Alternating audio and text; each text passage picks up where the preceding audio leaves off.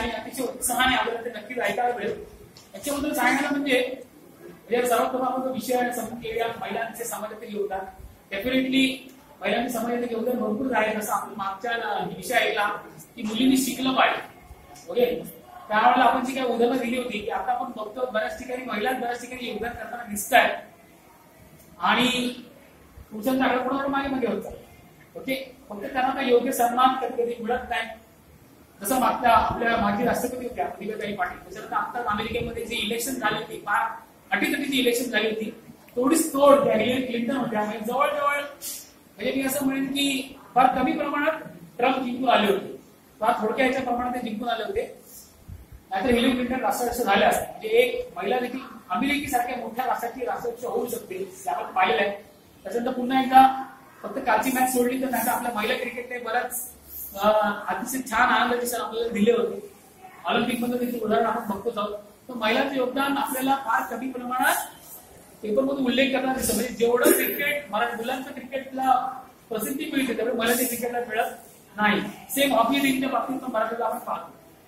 तर बऱ्याच गोष्टी आहेत महिलांचं योगदान आपल्या समाजातील फार मोठं आहे. त्याबरोबर आपल्या घरातलं देखील आहे. म्हणजे आत्ताच शहादान भाषण केलं त्याच्यामध्ये देखील महिलांचं योगदान काय असतं, त्यांच्या धर्मामध्ये त्यांना किती महत्व दिलेलं आहे आपण पाहिलंय. आणि हे सादर करण्यासाठी आपल्या समोर येणाऱ्या अशा एक वक्त्या मी असं नक्कीच म्हणेन की त्या देखील अतिशय उत्कृष्ट वक्त्या आहेत. फार कमी त्यांना वेळ मिळाला, म्हणजे त्यांचा प्रवेश फार लेट झाला. त्याच्यानंतर थोडंसं पावसामुळे थोडंसं मध्ये अडथळा पण आला, पण हरकत नाही. पण ते अतिशय उत्कृष्ट वक्ते आहेत. त्यांचं भाषण देखील प्रत्येकाला खूप छान व्हायचं. त्यांना तेवढी संधी कमी मिळाली, पण तरी सुद्धा त्यांच्यातली ती चुरूक आम्हाला नक्कीच लक्षात आली होती. म्हणजे वर्गातल्या सेकंड किंवा थर्ड बेस्ट वक्त्या असतील एवढं मी नक्कीच तुम्हाला सांगू शकेन. त्याच तशा बघायला गेलं तर टीचर आहेत, शिक्षिका आहेत. त्याच्यानंतर उत्कृष्ट व्याख्याता होणं त्यांचं ध्येय आहे. वाचन, बोलणं आणि नृत्य, हे तुमचं भाषण झालं तर काय डान्स वगैरे नृत्य हा त्यांचा छंद आहे. आणि अतिशय हसमुख असं व्यक्तिमत्व आहे. अतिशय जबरदस्त असं त्या पद्धतीने बोलतात, उत्साहाने बोलतात. आपण आता त्यांचं भाषण ऐकायचंय. महिलांचं समाजातील योगदान आणि मित्रांनो जोरदार टाळ्या स्वागत करा.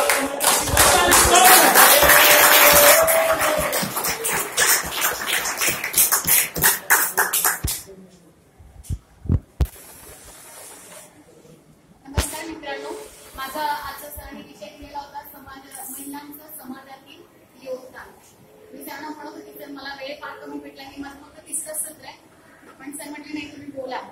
म्हटलं मला पुढच्या वेळेस टाका, नका टाकू बघते म्हणून फक्त बोलायची आवड आहे मला.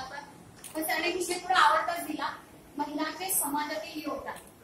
मित्रांनो, महिलांचे समाजातील योगदान ही पावलोपावली आपल्याला बघायला मिळतं. ते आता फक्त योगदानच नाही राहिले तर बलिदानापर्यंत जाऊन पोहोचले.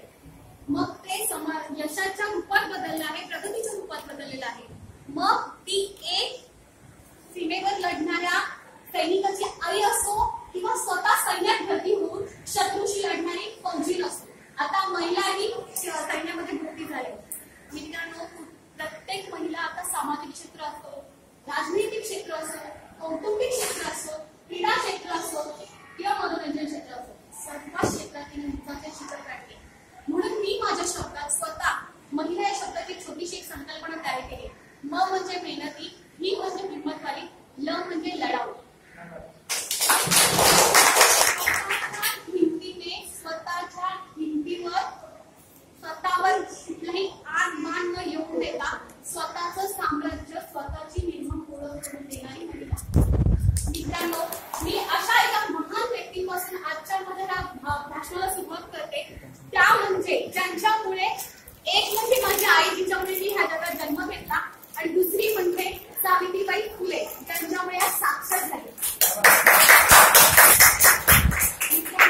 सावित्रीबाई फुलेंनी स्वतः शेणाचे गोळ्याचा माग खाऊन जगातील लोकांचा अपमान सहन करत, इतर लोकांनी दिलेल्या अन्यायाविरुद्ध लढत महिलांना घरोघरी जाऊन शिक्षण दिलं आणि आम्हा सगळ्या महिलांना शिक्षणाच्या वाटा मोकळ्या करून दिल्या.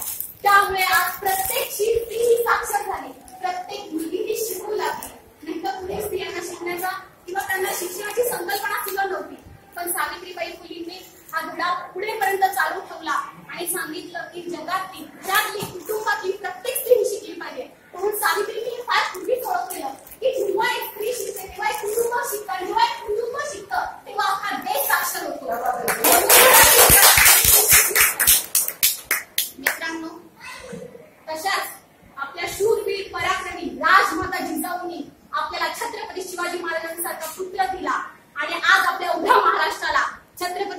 महाराजांचा राजा लाभला.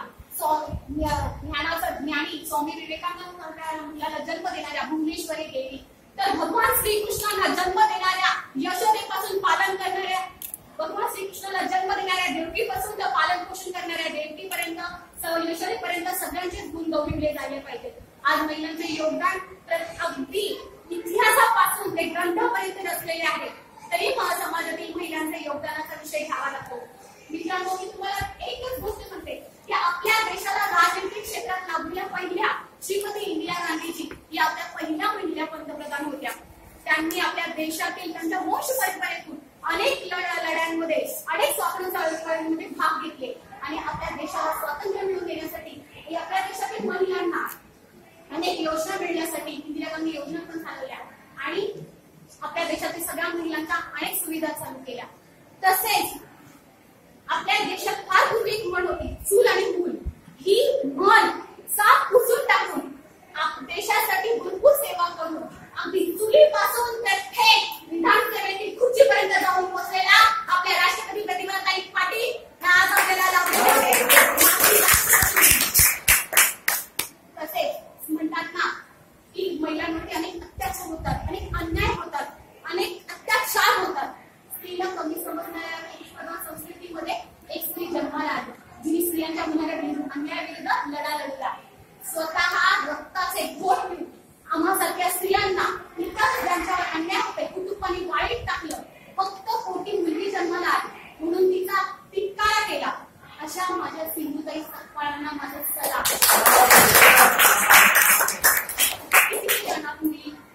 असे अनाथ महिला आहेत ज्यांच्या त्या मायबाप झाल्या, त्यांनी आपल्या मायेच्या पदार्थाच्या मुलींना आधार दिलाय. आज त्यांनी अनेक संस्था चालवून महिलांच्या अनेक योजना करून त्यांना स्वतःच्या पायावर उभं केले. स्वतः त्यांच्या मनामध्ये सुद्धा बळ त्यांना दाखवून दिले की तुम्ही ह्या समाजात वावरू शकता, स्वतःसाठी जगू शकता, स्वतःचे जग निर्माण करू शकता. स्वतः आत्महत्या न करता स्वतःसाठी जगा. जगताना तुम्ही जेव्हा स्वतःसाठी जगाल तेव्हा इतरांना आपोआप त्यांचं महत्व कळेल की तुम्ही काय आहात म्हणून. तशा आपल्या देशाला लाभलेल्या राणी शूरवीर, शूरपणे मर्दानी की हो तो झाशी वाली राणी की. अनेक देशात इंग्रजांशी युद्ध करून त्यांनी आपल्या देशाला झाशीवरती राज्य केलं. अहिल्याबाई होळकरांचं सांगायला गेलं तर 3 भाषेमध्ये अगदी प्रावीण्य मिळवलेल्या होत्या. पतीबरोबर प्रत्येक युद्धात उतरून त्यांनी अनेक युद्ध लढले, अनेक युद्धात विजय प्राप्त झाले. अहिल्याबाई होळकरांना ना ह्या गोष्टीची जाणीव झाली की कायद्याने एक नियम काढलाय, पतीच्या मृत्यूनंतर सगळी संपत्ती राज्यकोषामध्ये जमा होणार. त्यांना हा नियम बिलकुल मान्य नव्हता. त्यांनी ह्या कायद्याशी लढून ह्या नियमावर बंदी आणली आणि स्त्रियांवर होणाऱ्या अत्याचार किंवा तिच्या पतीच्या मृत्यूनंतर तिला तो अधिकार भेटलाच पाहिजे म्हणून पतीच्या मृत्यूनंतर त्यांनी ती पूर्ण संपत्तीवर फक्त त्या पत्नीचा अधिकार राहील म्हणून कणखरपणे आपल्या देशात लढल्या अहिल्याबाई होळकर. तशाच आपल्या देशात अनेक क्षेत्रामध्ये महिला पुढे आहेत आणि कायद्याचे सूत्र हाती घेतलेल्या माझ्या किरण बेदींना तर माझं सल्यूटच आहे. मित्रांनो, अनेक महिलांना कायदे माहित नव्हते, कायदा काय असतो. आम्हाला आजही महिलांना माहित नव्हतं की आमच्यासाठी कायदा काय, पण तुमच्यासाठी कायदे काय आहेत, तुम्ही कायद्याचा वापर किती करू शकता. अशा अनेक महिलांवर अन्याय करणाऱ्या, अत्याचार करणाऱ्या लुबाडू आणि लोकांना, पुरुषांना किंवा कुटुंबांना त्यांनी कायद्याच्या कटाघात उभे करून त्या महिलांना न्याय मिळवून दिला. आणि अशा अनेक महिला होत्या ज्यांना माहितीही नव्हतं की हिंदू ऍक्ट नुसार पहिल्या विवाहावरती पहिली विवाह असलेल्या पुरुषाला पत्नीच्या परमिशनशिवाय दुसरं लग्न करता येणार नाही. तर किरण बेदींनी अशा अनेक विषयांवर चर्चा केली, अनेक विषय महिलांपर्यंत पोहोचवले की तुमच्या परमिशनशिवाय तुमचे पती दुसरं लग्न करू शकत नाही. हुंडाबळी सारख्या कायद्याला तर त्यांनी कायद्याने आळा घातला आणि कुठेही स्त्रीवरती अगर हुंडाबळीचा अत्याचार झाला तर स्वतः उभं राहून त्या मुलींना, त्या महिलांना न्याय मिळवून दिला. अशा आपल्या कायदे पंडित किरण बेदींना तो माझं सल्यूट. मित्रांनो, अगदी वयाच्या 23व्या वर्षी विमानातील प्रवाशांचे आतून खोरापासून प्राण वाचवण्यासाठी आपल्या निर्जाने स्वतःच्या शरीराचे बलिदान दिले. स्वतःच्या शेवटच्या श्वासापर्यंत ती लढत राहिली. स्वतः ती त्या विमानातील आतून खोऱ्यांमुळे एकटी निर्जा लढत राहिली. तिने तिचे प्राण गमावले. ती पण एक आईची इथून एक मुलगी होती, पण तिने त्या क्षणी तो विचार केला नाही. ती विमानातील प्रवाशांचा विचार केला आणि आज माझ्या भारत देशासाठी माझी वीरजा अमर झाली.